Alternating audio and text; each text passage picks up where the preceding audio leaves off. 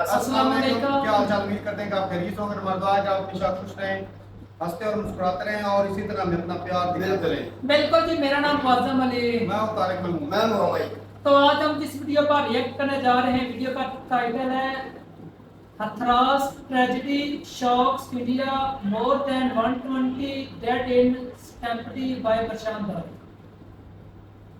तो भाई रात में एक बाबा जी आए हुए थे। वहां पर जो है वो यूपी में भीड़ काफी बड़ी थी।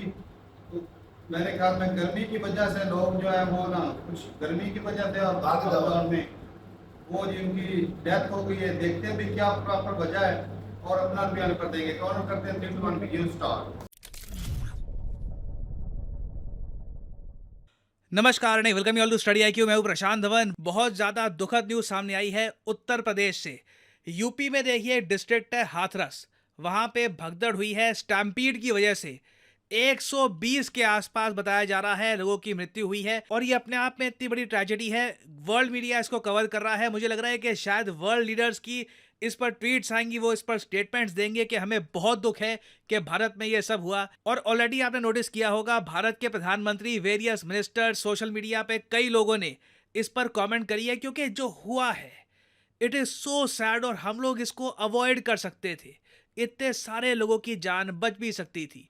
अब देखो हुआ क्या भारत में, आपने नोटिस किया होगा स्पेशली नॉर्दर्न इंडिया में जब सत्संग होते हैं, कोई बाबा जी आते हैं, हजारों लोगों की भीड़ काफी बार इकट्ठा हो जाती है।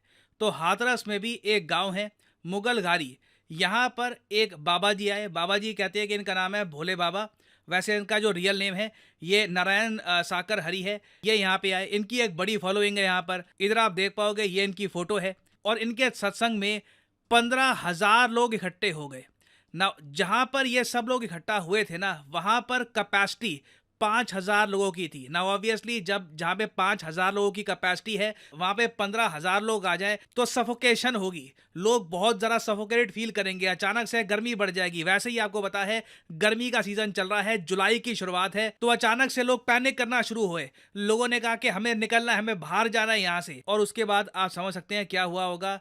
पैनिक में लोग जब भागे, कोई नीचे गिर गया, बाकी लोग उसके ऊपर चढ़ गए। और स्टैम्पीड में जब किसी की मौत होती है ना, मुझे जेन्युइनली बुरा लगता है, क्योंकि बहुत ज़्यादा दर्दनाक मौत होती है। इमेजिन करिए एक आदमी जो सांस लेने के लिए कहीं भाग रहा है, उसको कहीं बस एक रूम चाहिए और वो बस गिर जाता है, ऊपर से लोग उसके ऊपर लगातार चलते जा रहे हैं। ये सब हम अवॉइड कर सकते थे अगर ओवर क्राउडिंग ना होती उस इलाके में, सिस्टमैटिक तरीके से लोग इकट्ठे होते। मगर देखो प्रॉब्लम मैं यहाँ पर यही कहूँगा, इंडिया में हम लोग कई बार रूल्स बेस्ड तरीके से चीज़ें करते नहीं हैं। ये जो बाबा जी है जिनका यहाँ पे सत्संग हुआ था, इससे पहले भी आप अगर देखो जब मई 2022 में ये यूपी में एक सत्संग कर रहे थे, वहाँ पे परमिशन दी गई 50 लोगों की कि 50 लोग अटेंड करेंगे, मगर आ गए 50,000 से ऊपर, जिसकी वजह से पूरे शहर का जो ट्रैफिक सिस्टम है ये भी डिसरप्ट हुआ था। और अगर आप सोच रहे हैं ये बाबा का आपने कभी नाम सुना नहीं, क्या इनकी इतनी बड़ी फॉलोइंग है, देखिए भारत बहुत बड़ा देश है। आप अगर ये सोचोगे कि YouTube के हिसाब से ही आप देखोगे कि कौन फेमस है कौन फेमस नहीं है, या इंस्टाग्राम आपको बता देगा कौन फेमस है कौन फेमस नहीं है, नहीं।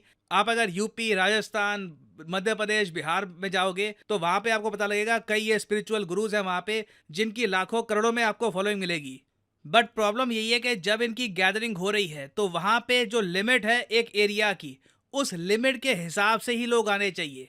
ओवर क्राउडिंग होगी तो हमेशा स्टैम्पीड का खतरा बना रहेगा। और पीएम मोदी ने अभी के लिए ये अनाउंस किया है कि जिन लोगों की मृत्यु हुई है उनकी फैमिलीज को 2 लाख रुपए दिए जाएंगे और जो लोग इंजर्ड हुए हैं उनकी फैमिलीज को मिलेंगे 50,000 रुपए। अब हालांकि अब अमाउंट की बात करूं तो आज के समय जो महंगाई चल रही है उसके सामने मैं क्या ही बोलूं, बट जिसका जा चुका है फैमिली से, कोई जिसका एक लॉस हो चुका है, उसकी भरपाई तो कभी हो नहीं पाएगी। और मुझे यहाँ पे बोलना पड़ेगा, इंडिया में ना हमारे यहाँ एक इतिहास रहा है, बहुत सारी स्टैम्पीड्स हुई हैं हमारे देश में। अगर मैं आपको डेटा दिखाऊं you will be shocked.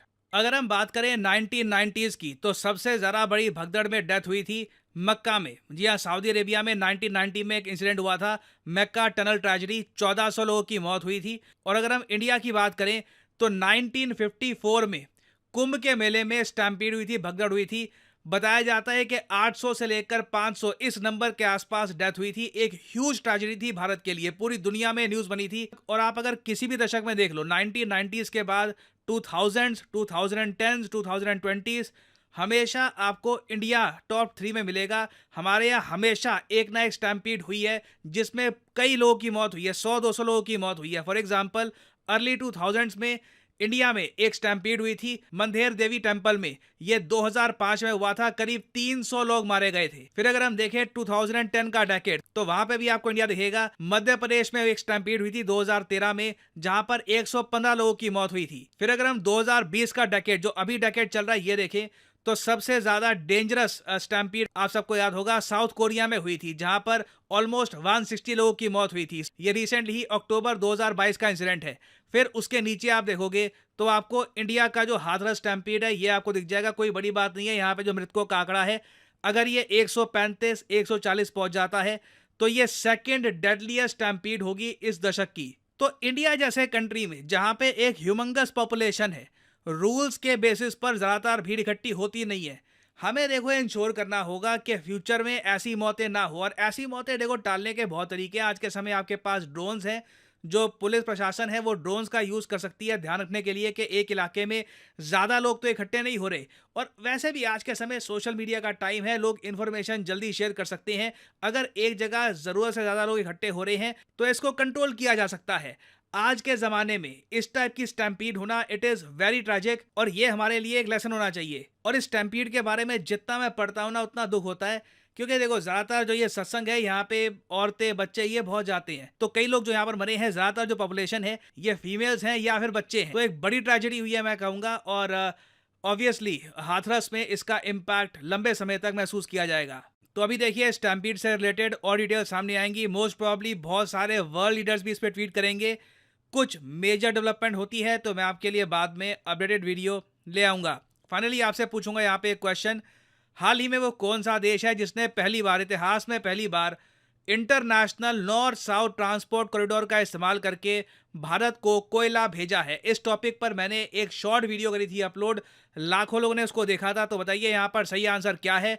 Iran, Russia, Armenia या फिर यूक्रेन? किस कंट्री ने पहली बार जो चाबार पोर्ट है जो इंटरनेशनल नॉर्थ साउथ कॉरिडोर को कंप्लीट करता है, इसके थ्रू इंडिया को कोयला भेजा है? जो लोग सही आंसर करेंगे उनकी कमेंट को मैं हार्ट दे दूंगा ताकि बाकी लोग समझ पाए कि सही आंसर क्या है। लोगों के लिए एक इंपॉर्टेंट मैसेज, अगर आप यूपीएससी एग्जाम की तैयारी कर रहे हैं, आपके पास टाइम है, 1-2 साल का, आप कॉलेज स्टूडेंट हैं, आप रुक के आराम से प्रिपेयर करना चाहते हैं यूपीएससी एग्जाम के लिए, तो कमेंट सेक्शन में जाइए, यहाँ पे आपको मिलेगा ये लिंक, इस लिंक पर करिए क्लिक और यहाँ पे आपके सामने खुल जाएगा ये पेज। अगर आप मोबाइल फोन पे हैं तो आप स्टडी IQ की जो ऐप है ये भी कर सकते हैं डाउनलोड, और यहाँ पे आप परचेज कर पाएंगे स्टडी IQ के वेरियस कोर्सेज। स्टडी IQ के प्लेटफॉर्म में स्टॉक मार्केट से लेकर UPSC, SSC, UPSC optional various courses available हैं। स्टेट PCS कोर्सेज भी अवेलेबल हैं, यहाँ पे आप देख पाएंगे। और जो हमारा फ्लैगशिप कोर्स है यूपीएससी P2I कोर्स, P2I इसलिए इसको कहा जाता है क्योंकि प्रीलिम से लेकर इंटरव्यू तक ये कोर्स आपकी हेल्प करेगा।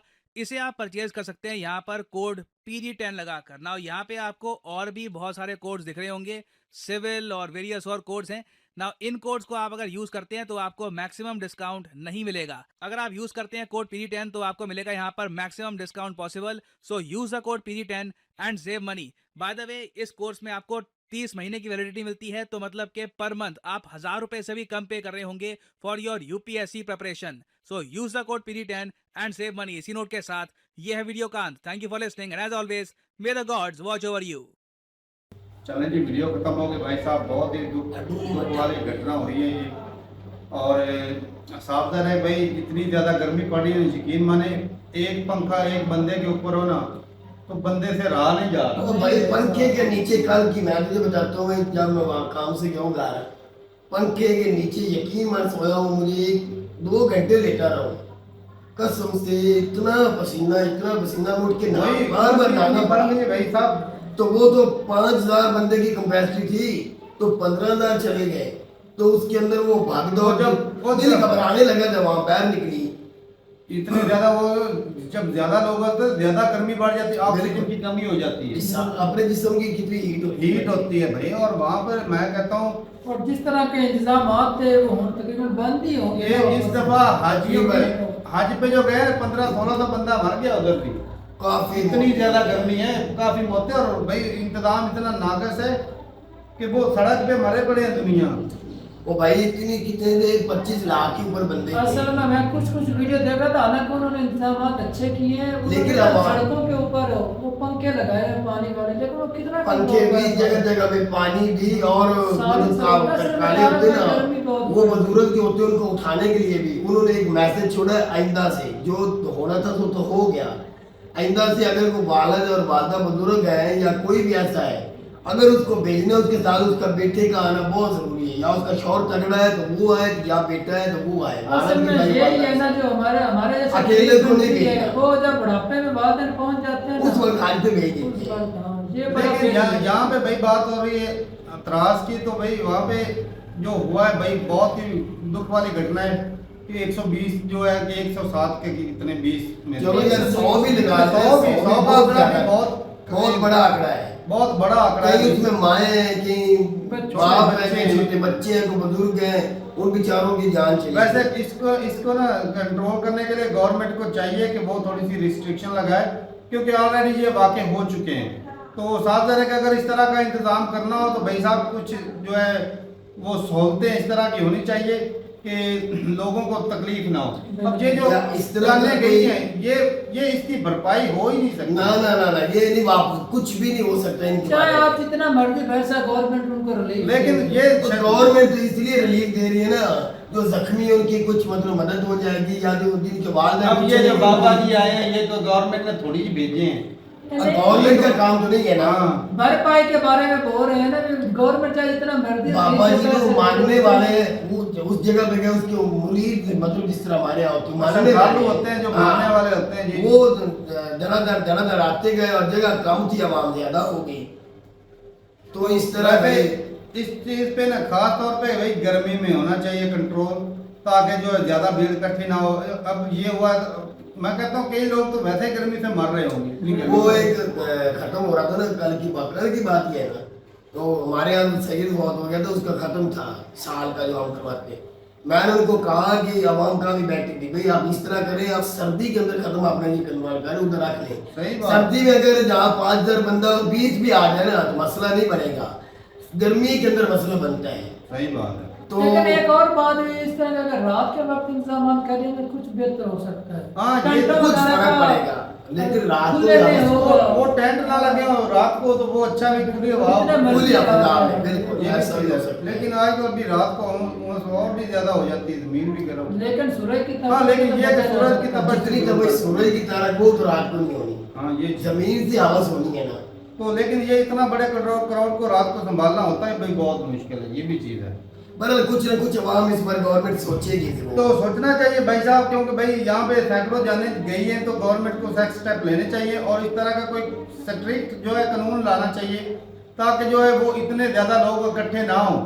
अगर इंतजाम करना है तो वो बकायदा चेक करके तो फिर अलाउ करना चाहिए। और दूसरे नंबर पे ग्रुप भी बढ़ा लेना, अभी इतने बंदे इस ग्रुप में बैठेंगे, कुछ आगे बैठे इस तरह करके। हाँ, इस इस तरह तरह को भी ले कुछ जाना हो सकता है। मैनेजमेंट अच्छी संभालता है। भाई एक अंदाजा ही है ना, इस तरह भी कुछ हो हाँ सकता है। चले जी, ठीक है भाई, अपनी रात जरूर बताइएगा कमेंट सेक्शन में। और भाई हमारी दुआ है कि भाई ऊपर वाला उनको शांति दे, उनकी आत्मा को शांति दे, बिल्कुल। और उनके जो जो घर जख्मी वाले हैं, हैं जो उनको सब्र दे। सब्र दे, और जो जख्मी है उनको ऊपर वाला भाई अच्छी सेहत दे। तो ठीक है भाई, मिलते हैं वीडियो के साथ, तब तक के लिए इजाजत देंगे। अल्लाह हाफ़िज़।